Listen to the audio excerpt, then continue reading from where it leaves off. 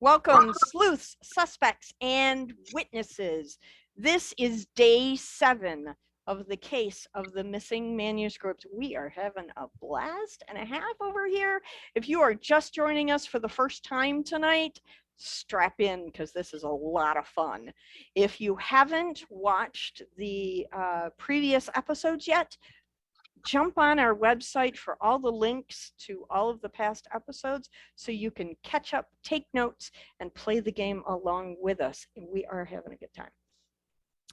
The nightly schedule, I try to keep it as tight as I can to be respectful of everybody's time. We try really hard to be out of here as close to 8 o'clock as possible. So if I jump on top of our readers at the end of their readings, I do apologize, but I am trying to keep things as tight as I can to give everybody a chance to play our ridiculous game. Just one little housekeeping note. Remember, we have no event on February 14th. We will not be in the Zoom room that night. Tonight, we have 2 extraordinary indie authors sharing their stories with us. Ian Tadashi Moore is here. He is going to read from Where All the Little Things Live. And Gary Floyd is also in the room with us tonight. He's going to be reading a book I haven't had a chance to read yet, Barbarians in the Halls of Power. So that's going to be super duper fun. Thank you, everyone, for coming tonight. We're going to have so much fun. We're going to have a really, really good time. So to start off our night, I'm going to ask Gary to read first. Please, sir, you have 8 minutes. When you are ready, take the microphone. Oh, wait, show us your book cover first. I haven't seen this cover yet. A little bit closer. There you go. Barbarians in the Halls of Power. That's Gary's book tonight. Except it's backwards. Well, it's backwards for you. It's frontwards for me. Oh, good. Yep, it worked. We have a, go ahead. When you are ready, I invite you to take the microphone and read aloud, sir. Okay. We have a macro view in this world, and we have a micro view, and this is the micro view. Ned's cousin was nicknamed Gladys. Ned hung out in Gladys's basement. He met Tracy there. They dated for 2 years. Ned graduated, took a dead-end job, got engaged, and had Tracy's name tattooed on his shoulder. Inside a heart, he spoke to Tracy in baby talk. Are you my honey, honey, boo, boo, boo? Tracy never answered. Ned assumed she was. He appeared uncomfortable listening to Tracy talk about attending nursing school. He was afraid that she was on the verge of outgrowing him. Ned brought me over to Gladys's. It was the proverbial candy store. Ned had a harem. Tracy, Jean, Gail over there. They were all younger and fond over him. This seemed like the place to be. What did I know? I wasn't dating. I soon became bored. Still, I returned every weekend in case anything changed. I liked Jean. She was slender, undeveloped, had layered blonde hair, paper-thin skin from smoking, gray and translucent, smooth, innocent features, and dark circles beneath her eyes. I'd watch as, like prey, she nervously plucked at cigarettes from her pocketbook. Jean liked me too, though only to a point. Jean didn't date anyone. I hated how Gladys classified her as frigid. I was angry that Jean had to be more worldly than I was, but she seemed clueless. Ned's protectiveness helped keep us apart. I'd watch as, to relieve the boredom, Ned grabbed either Jean or Gail and said, "Oh, the fun we could have if I was single." They'd laugh and blush and wriggle away, but from anyone but Ned, who was safe because he was Tracy's boyfriend. I moved on to the seemingly more accessible Gail, whose attractiveness made her uncomfortable.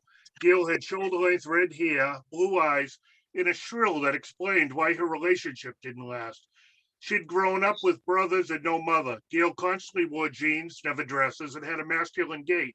Gail had recently broken up with Edgar. Like Jean, Gail too rummaged through her pocketbook, moving cosmetics, extra packs of Virginia Slims, doublemint gum, Bic lighters, until she settled on her ornate cigarette case. So Ned and Gladys eventually started a street hockey team. Things go downhill from there. Ned doesn't know how to assess talent, and Gladys is awful, loping around the floor in the balls of his feet. Ned began adding several bad players until he was one of the best players on a really terrible team. Gladys asked, how should I curve my stick? Speechless, Ned asked, which way do you hold it? Gladys held the stick one way and then another before looking up for instructions. Ned concluded that's the way I'd curve it. In street hockey, toughness is often confused with antisocial behavior. Ned grew up tired of being pushed around by retrobates from Charlestown, Everett, and Revere. They recruited me to add muscle, but I made our already slow team even slower. Street hockey games broke up the monotony. Ned drove our fans, 3 girls to every game. They chomped gum and wore skinny jeans in frozen, oxygen-deprived air. They shivered in flimsy dress leather jackets as their shoes echoed off the metal stairs while ascending the concrete platform high above 2 skating rinks. The girls followed the passage that circled the boards, barely wide enough for 2 people to pass and overlooking the confined slick green plastic waffle floor. It was their big night out. The girls desperately rooted for us, even as we appeared to play every game uphill. They followed the hard orange ball, which despite ping-ponging around, never left our zone. Like a plexiglass wall sailed it in. We kicked the ball forward, bounced it off our chest, headed it out of the zone. We outplayed our opponents and we lost by when we outplayed our opponent, we lost by a couple of goals. When we didn't, we lost by a lot more. We had no talent. Early on, our team was better, but our good players never had money to pay the referees. Ned friends and our terrible players got stuck with the bill. Eventually, as we got worse, some of our decent players wouldn't even play for free. Our opponent shot the ball at Edgar, who resembled a Michelin man wearing tons of padding, as much for cold as for protection. They aimed at him rather than at the goal around him. They weren't worried about turning the ball over or our counterattack. The only question was how much they'd win. The girls didn't criticize our lousy play. They didn't make fun of our iron-on Red Wing decals, which peeled off in gummy strips until our shirts resembled individualized postmodern art. Whenever an official made questionable calls, the girls would scream. Our spirits would soar after Gladys appeared to deliver a bone-crushing check. We'd rise from our seats only to sink back down again after we realized Gladys had missed a check and had merely run into the boards. Eventually, someone turned the ball over in our zone to an unaccounted sniper who effortlessly tapped it by Edgar before going into a well-rehearsed celebration. Ned yelled, "For God's sakes, Edgar, concentrate." Edgar, whose stellar play had kept us close. I grumbled, talent might help. Ned ignored me. Losing brought contempt. Players quit and the team fell apart. The loyal players now played without substitutes. Just 6 players stopping play any way they could to catch their breath against well-rested opponents. After each game, Ned ranted about how bad we were, separating his play from ours. His bipolar assessment ranged from depression to giddiness. It was embarrassing. I wanted to quit. Ned wouldn't let me. He was afraid that if we did, we'd be banned from the league, and he wanted to field a better team next year when we'd get even. Tracy must have tired of listening to Ned's rant too, because I know I was. Edgar soon decided he'd rather score goals than to try to stop them, and he demanded to play up front. Ned didn't try to talk him out of it, and Edgar became the best scorer on a team that lost 14-5 rather than the backstop of a team that lost 6-3. Gladys played goal for one game, trying to avoid getting hit by the ball, but sometimes inadvertently having it hit him in the stomach. The results were so lopsided that the perpetually drunk Dumpo Hurley took over. One game, our 6 players played flawlessly. We led 3-2 late when Gladys chose to lambaste the referee over a blown call. Eventually, the referee got tired of him and threw him out, causing our undermanned team to automatically forfeit. As the referee left, heading for the stairs, Ned chased after him. The ref turned and said, "And another thing, you never even paid me tonight." Ned continued in pursuit, pleading and offering him whatever money he had in his pockets. I turned to Edgar and said, "This is embarrassing." Well done. Thank you. And you did under time. Well done. I love it when people are under time. Yay. Thank you, Gary. Please hold up your book again so everybody can see the cover. This is Gary's book, Barbarians in the Halls of Power. Check it out. Super fun. Our next reader tonight is Ian Tadashi Moore, and he's going to read from his book. Hold it up for me, Ian. There you go. Right up closer so we can see it. There. Oh, you both disappeared. That was fun. Where all the little things are. That was like magic. She suddenly was gone. It's magical. Other things must not be there. So Ian is going to read again from Where All the Little Things Are. Ian, when you are ready, please take the microphone and read aloud. Okay. Probably, I think I can get to the first 4 chapters. Whew. Hi, everybody.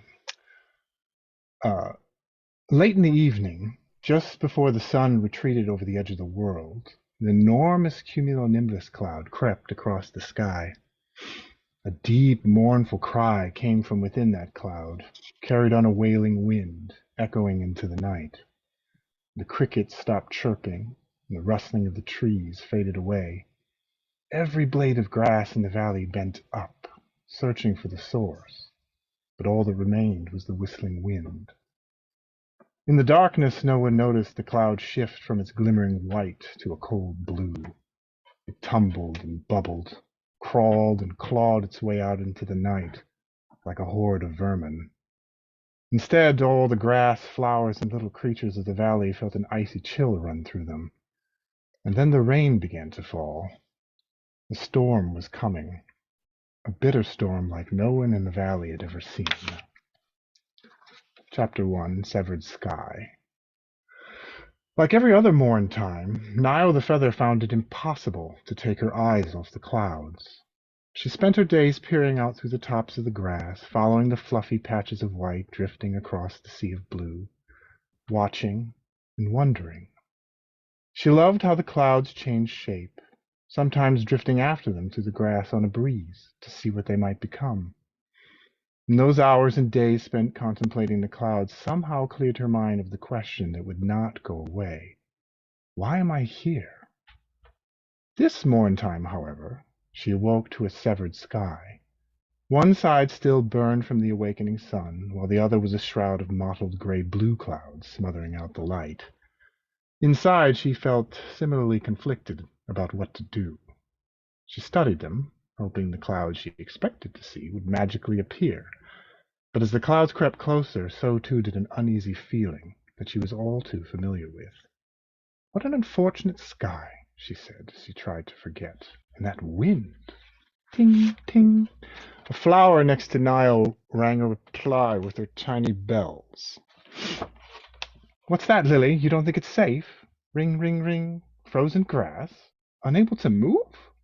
She looked around at some of the surrounding blades of grass, and all had concerned looks on their faces. That sounds dreadful. Ting, ting, ting, ting. Well, maybe things will get better. Francesca, a blade of grass, tapped Nile on the back, and everyone watched Francesca sway to and fro as if whipped around by the wind. She stopped moving and looked right at Nile. Are you sure? Said Nile to Francesca. It will all be fine. I better stay here. Bing, bing, ting, ting, ting, ting, bing. But before Nile could answer, somewhere in the grass a cricket chirped out a count. 1, 2, a 1, 2, 3, 4, and a beetle bounced out a beat on a bunch of mushrooms' heads. Nile felt her fuzzies prickle at the sound. Oh no, she said. Right now? I need to think. Like clockwork, ants popped out from nearby holes and stepped with the beat, one after another. Several lines of ants marched out and disappeared into the grass. She endured this for some time, hoping it might end sooner rather than later, but more and more ants kept going by. They were all carrying something, food, water, a pinch of earth, back to their home in the ground, still marching steadily to the beat. Oh, this is too much. If you'll excuse me. Ring, ting. Nile tucked her head down, taking a hold of her foot to form a little O. Lily rang farewell as the breeze whisked Nile out into the grass. Chapter 2. Up and Away. Nile unfurled and propped herself up against a new group of grass, far from all the noise. She found some solace in the quiet, but the wind was worse, rushing past and making the tip of her head waver back and forth. Looking at all the grass around her, she heard another familiar question in her head. Why isn't there anyone like me? Well, hello, Dmitri, she said, turning to the blade of grass next to her. Do you ever feel out of place? Not that you don't belong, but so much as you belong somewhere else.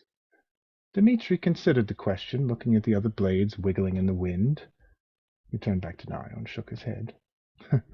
Of course not, sighed Niall. Everyone here is like you. Well, almost everyone. And she noticed a single ant speeding by. A sudden lash of wind made the ant tumble head over heels, disappearing into the thick of the nearby grass. What are you doing out here, Niall? Find a place to hide! A large, short mushroom startled Niall from behind. Must you yell, Leandrews? She winced, turning to glare at him. I'm trying to figure out what to do. First the sun is gone, then this wind, and on top of all that, the ants started a little dance party that made it impossible to think. That's not a dance, Niall, said Andrews. The ants are gathering. They're worried. All going underground. Now Niall saw the groups of grass were all huddling together, bracing each other against the wind. Meanwhile, Andrews had his eyes fixed on the sky. Niall fiddled her fingers, hoping she might find a place to hide from the storm and think. The look on Andrews's face was too much. She had to see. She looked up and saw the endless gray above them looming even larger, the sun no longer in sight. The clouds churned and tumbled into themselves. A flash of lightning lit up the sky with thunder so loud it made Niall jump. Oh, I shouldn't have looked. There's no way I can outrun it. I have to stay here. But I'll wait it out. It won't last that long. She grabbed a hold of Dmitri. Several ants appeared at the top of the grass, gracefully hopping from blade to blade, despite the wind. They had their eyes on the ground below, searching for others.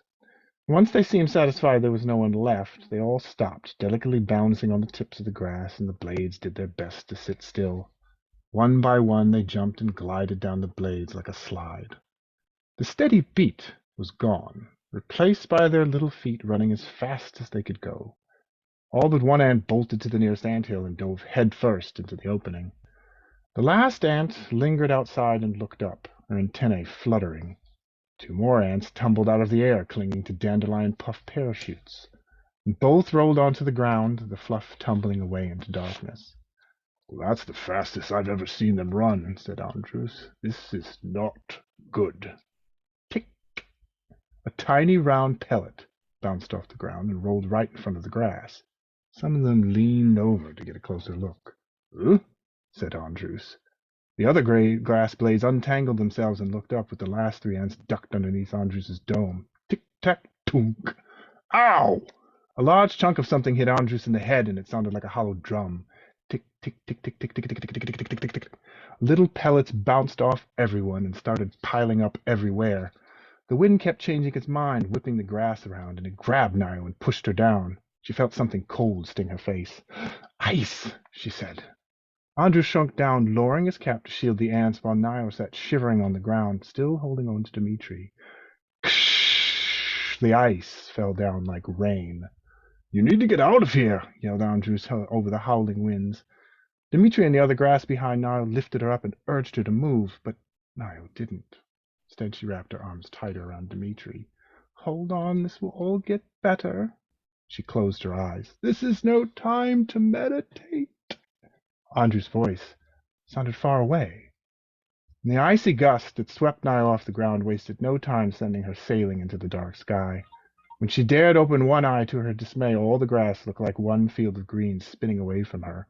She tumbled up, the frozen bits chattering all around her, and when the huge dark mist swallowed her whole, she shut her eyes again, hoping it was only her imagination. Thank you, Ian. Thank you very, very much. That was super, super fun. Oh my gosh. I forget how much I love to hear people read out loud to me until they read out loud to me, and then I love it all over again.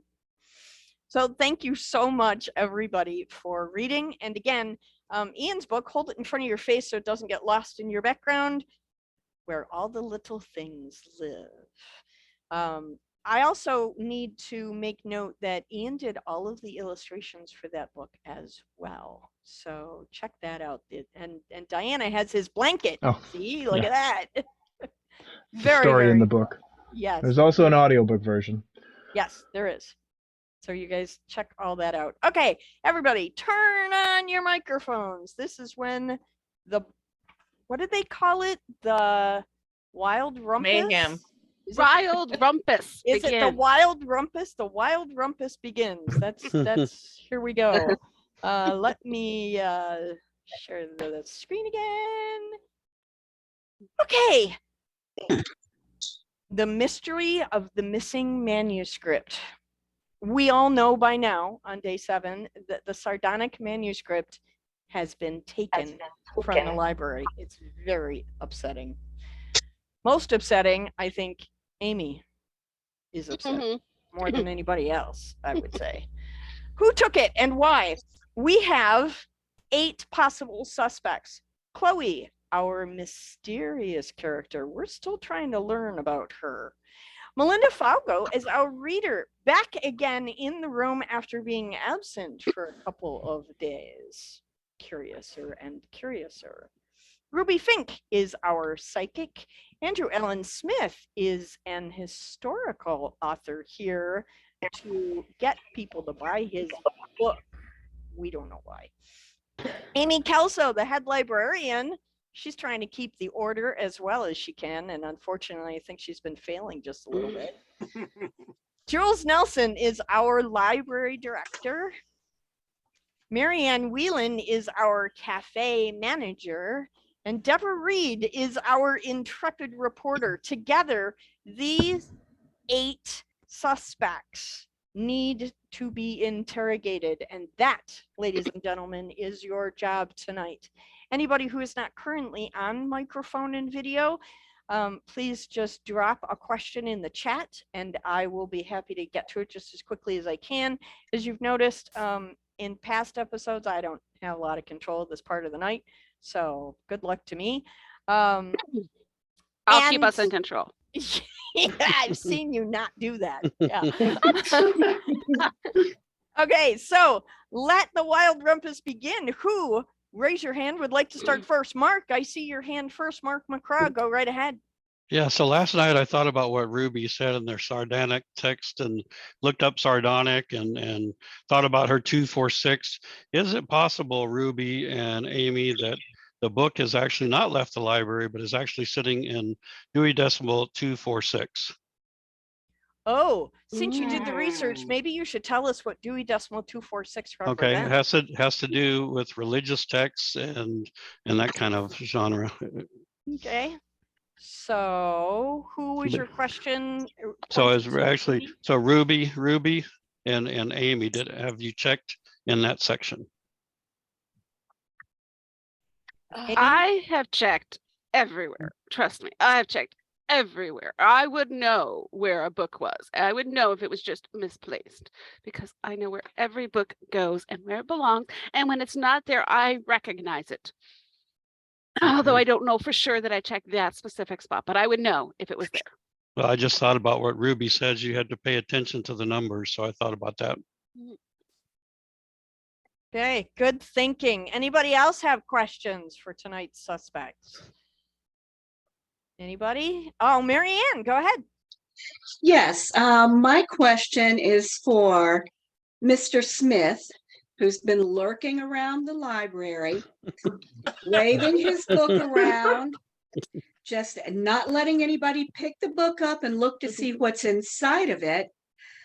I'm wondering if maybe he is traveling around to different libraries, showing his book around or just waving it around. Maybe he only has the one book. We don't know. Maybe he Because doesn't have any inventory to sell. right. And correct me if I'm wrong, but the Way of the Antiquities, I think he said, was about how to make money off antiques. Right. So I'm wondering if he isn't going from library to library, searching for the ancient manuscript so that he might be able to make some money off of it. So I'm wondering if maybe there's a ransom note in our future. Ransom. Why would there be a ransom note? So just as Possibly a reminder, kind of to answer that question, sorry, I'm just going to jump in. I apologize. But because I have to let you know, Miss Nelson did specifically say today, I am leaving the library in your capable hands. So I'm taking charge of the library, of course.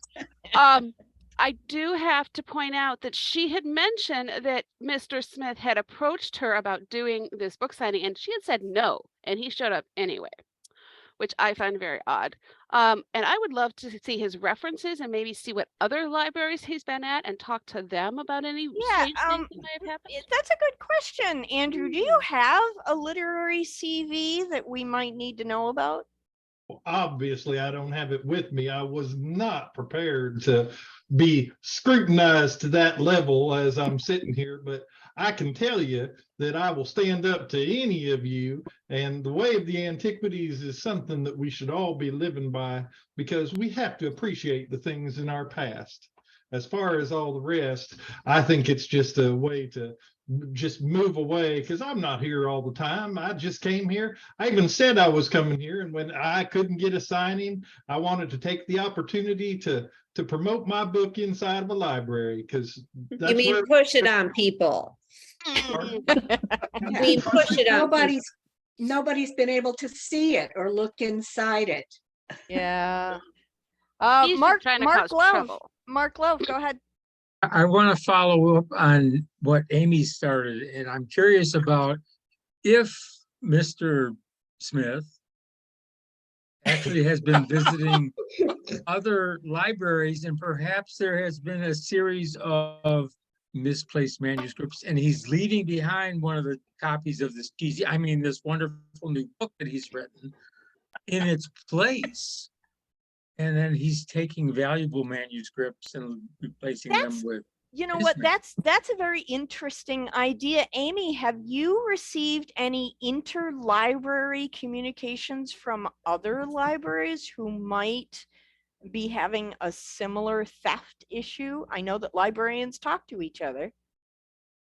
For some strange reason, and I don't know why, but other librarians don't always talk to me. I don't know why that is. But Well, no, I have not heard I can anything. possibly volunteer a few reasons. What?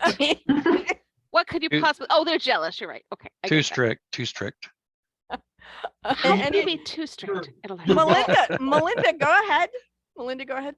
Now, for the entirety of this investigation, people have been wanting to disparage my reputation as a poor little researcher, but I have a few questions of my own. It's actually the same question for several members of our witness pool here. So first of all, Miss Deborah Reed, our intrepid reporter, when you were at the library taking your notes, and as a good reporter, I would imagine that you always want to back up your facts. Did you, in fact, use the computer at any time that you were at the library? Yes, I did, because I had some really great ideas and I wanted to start the blog post right away. And that's when I sat down next to Chloe and realized that, she was just kind of like pretending to use the computer. And oh, for God. All righty, getting back on track. Yes, I did use the computer, and that's when I noticed that Chloe was just pretending to use it. And by the way, I would just really like to, I'm still stuck on this whole, Miss Librarian and her capable hands that lost like the most important manuscript on the planet. But I didn't lose it. Somebody took it. That is totally different. But you keep saying that you have such control over the library and you're like aware of everything that happens, and somehow this just disappeared. I think it's a little interesting that Jules has been so very not hands-on with this investigation. Have any of you noticed this? I have. She's been a little aloof about this, and poor Amy has been saddled with the brunt of the responsibility. And I don't know if you guys noticed that, but it sounds to me like somebody's shifting blame. Gary, go ahead. I have a question for the librarian. I am sitting there and I'm thinking that you have somebody who stole a book, you have somebody who keeps moving it from place to place, and yet you don't tell your supervisor about it. Because you said you didn't tell it, and your supervisor said she didn't tell it. Why not? I told her about the theft. That was clear. I believe, according to my memory, she had reshelved it several times before she got kicked out of the library, because this theft happened the day she was let back in the library. because that's when the book was put back on the shelf by Miss Nelson, not by me. And then it disappeared the day she came back. But it was before that she used to try to trick me by shifting it in different places. And then when she showed her true colors, trying to walk out with it in her bag is when I kicked her out.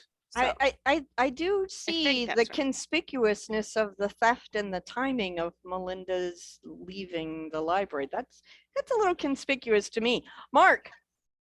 I'm gonna go in a little different direction, because if I recall, Chloe had mentioned that she often travels to different areas, and when she's there, she has the opportunity to do some writing when usually she's in the libraries. I'm wondering if she's ever crossed paths with this questionable Mr. Smith, who is often trying to promote his book, and if perhaps she's seen him in other locations. I have not, and certainly I would remember him. So yeah, no, I haven't, but I travel, pretty widely, internationally, lots of places. And so, I don't know if maybe a book tour is expensive and he's probably not getting that far. With regards to the insistence of the reporter that I wasn't doing any work, all I can say is that maybe if she wasn't so busy watching everyone else and taking screenshots of her own computer and everything else, maybe she would have seen that. Don't know. Okay. Nice. Not a red ham, Andrew. Okay. Mark McCry, I think you had a question. Just out of curiosity, since Deborah does a lot of reporting and moves from place to place, is it possible that you and Andrew were working together in the library next to each other? Because possibly you both traveled travel from library to library. No, I would kill him within 5 minutes.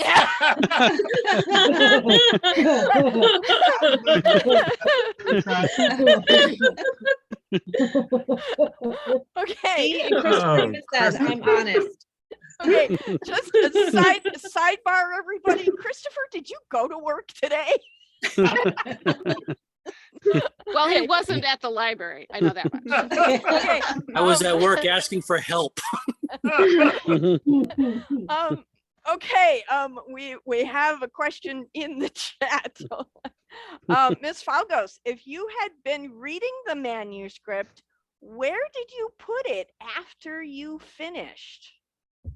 Well, I can't recite the Dewey Decimal number that I put it on, but since Miss Kelso was so adamant about refusing me access to it, I'll admit that I did put it now and again on a different area where it belonged, but it never left the library under my care, other than that one time where we had that little misunderstanding. Yeah, and we should all just forget and forgive, right? No, not when it comes to stealing books. We should not. Borrow, semantics. A reference I would book. expect a librarian would know. Borrow a reference. Okay, sorry. Well, I didn't get no money to forget. I know somebody else that got some money to forget. And she's not here. And she's not here tonight. So, Melinda, will you please read the post that you just... So, I posit this. How did anyone even know that the manuscript was valuable to take it in the first place? It's not even written in English. And if you look, there's quite a bit of dust on the shelves, so it's not like it was a popular item to begin with. However, since I was using the computers to decipher the text using one of the Babelfish and Google translation tools that was readily available on the library computer, anyone who came after me on that computer would see the translations and know about the treasure maps contained within. So who you was would using computers? So there are two things The first is that you posit that somebody already knew of the manuscript's very important importance. And secondly,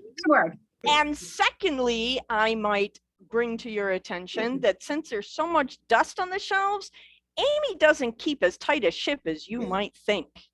I purposely, I just have to, I'm sorry, I have to explain. I left the dust on the shelf so I could keep track of exactly where it was. And so I could see every time Melinda pulled it out or not. Oh, good. No. I have the same thing about my desk right here. I know where my desk is. It's right in front of me. So Mark Love, go. I'm just wondering if there was that much dust on the shelf, was there fingerprints done? Oh, did any? I have no answer Deborah, to you're a reporter. Did you happen to bring in the CSI team to look for fingerprints? Well, considering I didn't know it was going to be stolen, I didn't think that far ahead. Well, did you think about it afterward? Well, maybe.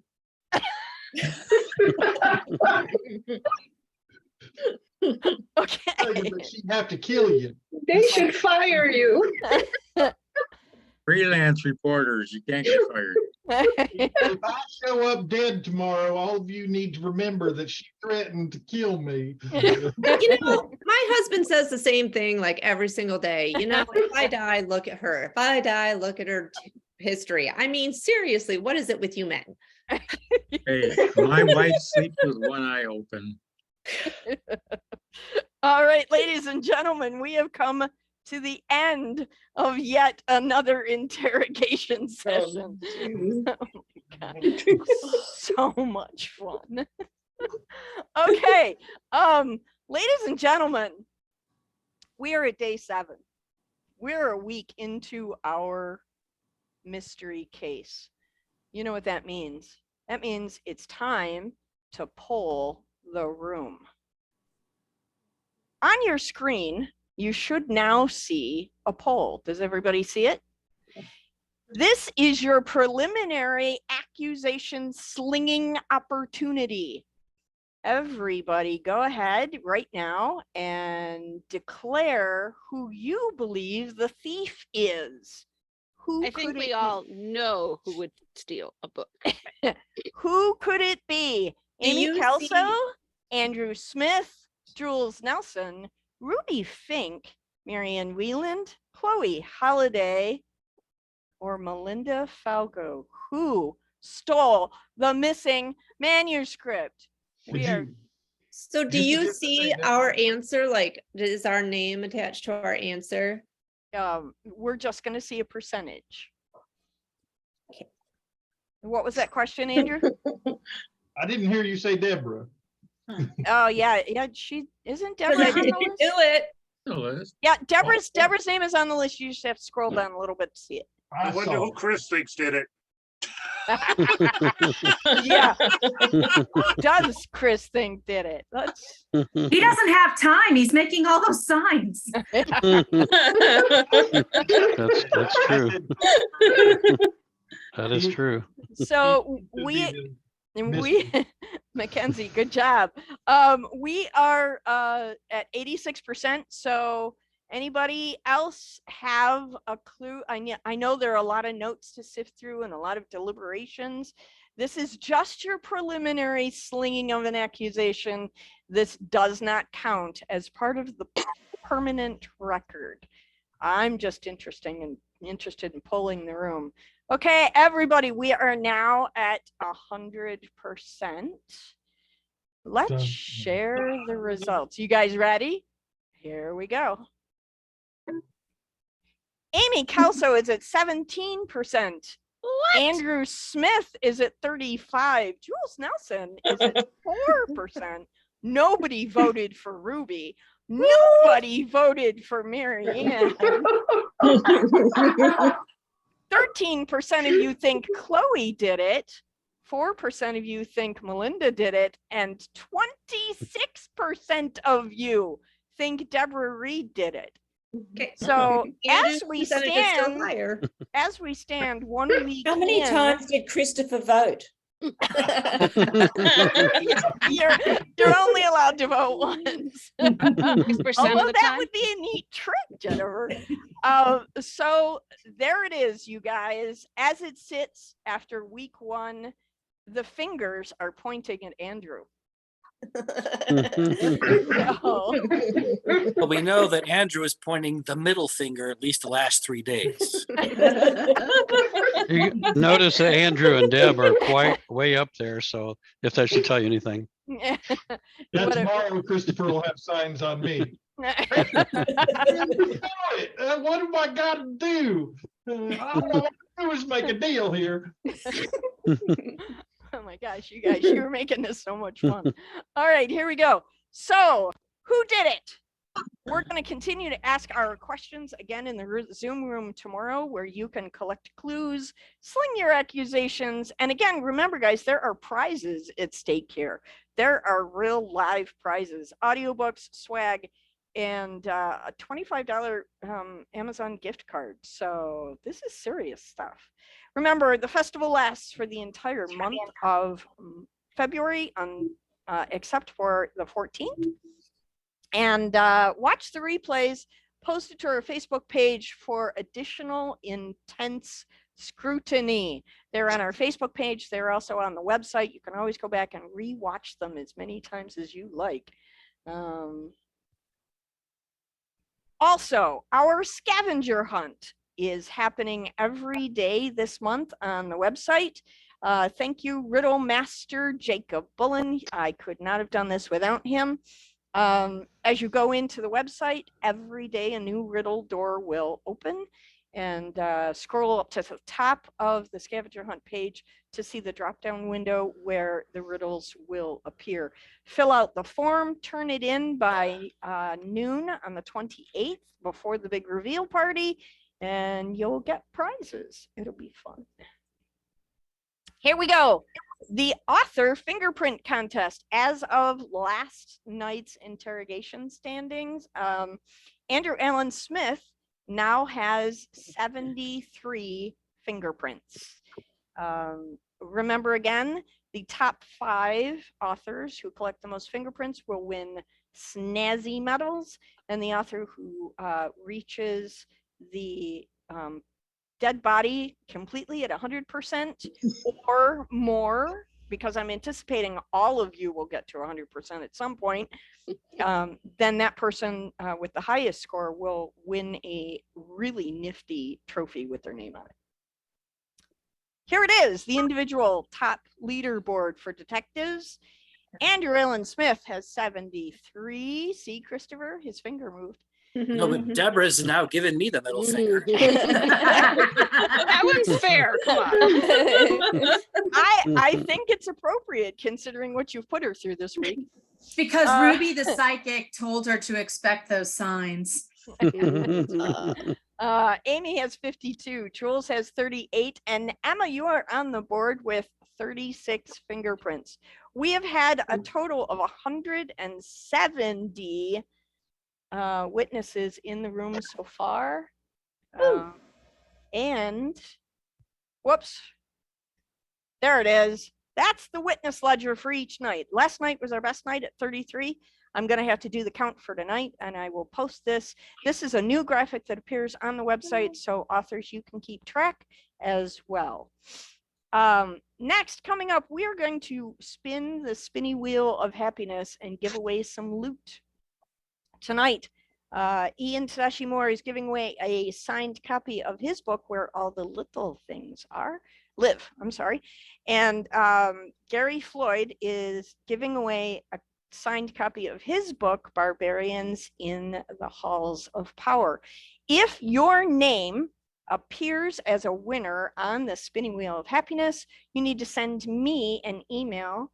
My email address is diana@pagespromotions.com.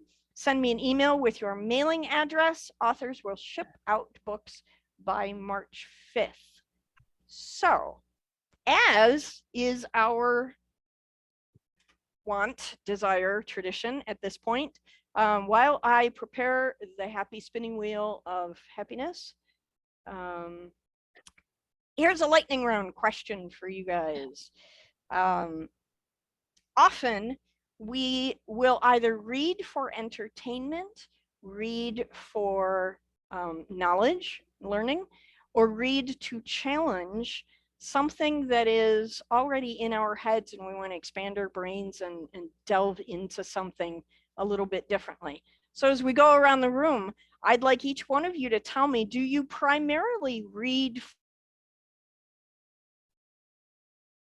Oh, She's frozen. Oh, Really? Primarily read. Question. Because you don't. What? Did I freeze? yes, yes. Ah. All right, here we go. You didn't hear any of that? No. You Okay. primarily read for. Okay, I will start all over again. So primarily, we read for three reasons, either for entertainment, to challenge a position or a thought that we have that we would like to expand our brains on, or to learn or gain knowledge about a topic. So as we go around the room, I would just like you to say in lightning round fashion, do you primarily, and I know several of you read for all of these reasons, but primarily when you pick up a book, do you read for entertainment, to challenge something about your thinking, or to learn something new? Marianne, go. Entertainment, definitely. Okay.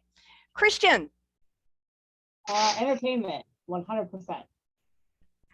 Gary. Knowledge right now. New knowledge. Awesome. Mark Love. Entertainment. Okay. Deborah Harris. Entertainment. Deborah Reed. Entertainment. Oh, Entertainment. Ian. Funsies, for sure. I'm sorry, say again. Entertainment, funsies. Funsies. Gotcha. Christopher Gare. At my age, the hard drive's full, so entertainment. Chloe Holiday. Entertainment. Jen Rinaldi. All of them. Okay, but you got to pick one. No. Yeah, that's how I framed the question. I said primarily pick one. Research. Okay, awesome. Diana Duell. entertainment. Ruby. Entertainment. Emma, what about you? Entertainment, 100%. So cool. Amy. I read primarily for growth. Nice. See, this is the teacher librarian coming you out sure? in her. I mean, entertainment can be growth too. So, you know. I eat pizza for growth. Well, yeah, that too. Andrew, what about you? I agree with Jen. I'm sorry. And but I am reading 3 books on immunology right now and probably 4 others in entertainment. But I knew this was going to be a question you wouldn't be able to give me a single answer for. I can't. I agree with Jen. Jen has it right. Okay. It's the way of the way of the waves. It's the way of the antiquities. It's that way of the antiquities. You just don't understand. And you guys thinking I'm guilty because I wrote a book. That's how authors are treated. Horrible people, just horrible people. I tell you what. Jan Franklin. Entertainment. Hey. Jennifer Rains. Because you use the word book, I'll say entertainment. Initially, I was thinking of what you read in the course of the day. But because you said book, I'll say entertainment. And if I had phrased it the other way, what would your answer be? It said just reading generally. I think it would have been information generally and knowledge and learning. Yeah. Okay, Yeah. awesome. Mark McCraw. Knowledge. Nice. Melinda. I gotta go with Jen and Andrew. I read Melinda. all of them at the risk of associating myself with a felon. Melinda and Jen, I want you to sing with me right now.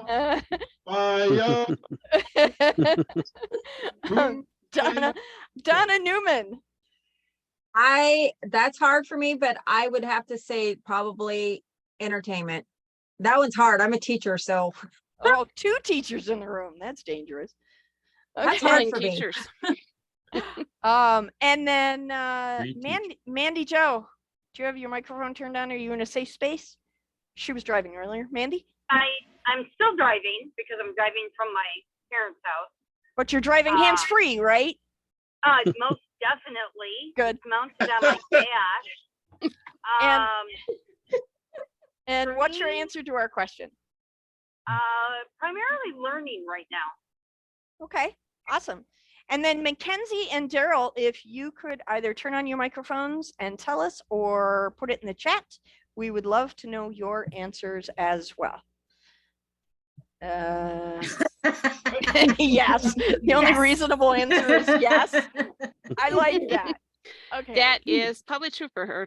For that, yes. Good job, Mackenzie. And Daryl, thank you. Information. Thank you very much.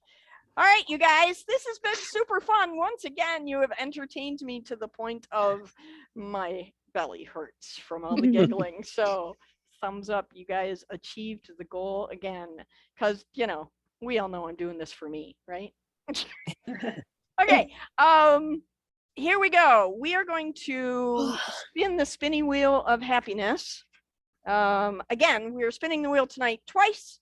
Once for Ian Tadashi Moore's book, Where All the Little Things Live.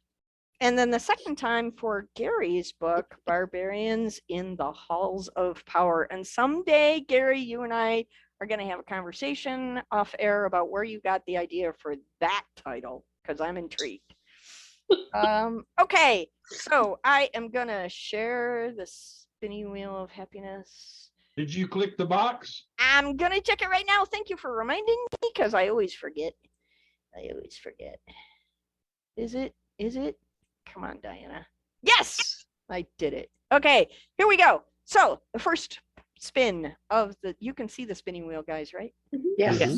Awesome. Okay, so the first spin is for Ian's book. Ready? And here we go.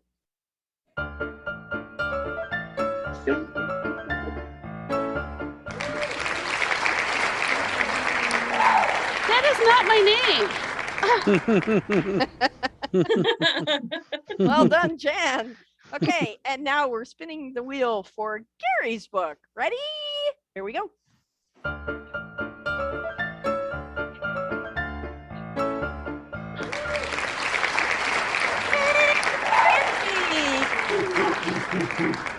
Well done. For those of you who did not see your name on the wheel, it's because we have a deadline. You have to register every night by 6:45 p.m. to get your name on the spinning wheel of happiness so that you can play our crazy game. Thank you, everybody, for sticking around to the very, very end. Thank you, new visitors who have not come here before and witnessed our insanity. We love to have new people in the room. And we're going to be doing this for 2 more weeks, guys. So the intensity and excitement is going to build. I just know it. And now that we've already decided who did it, let's come back tomorrow, ask some more interrogation questions, and maybe change a few minds. Again, go back and watch the replays to get more clues. Thank you, everybody, for coming out. I hope you have an awesome evening. Good night. Bye. Good night. Bye. Good night.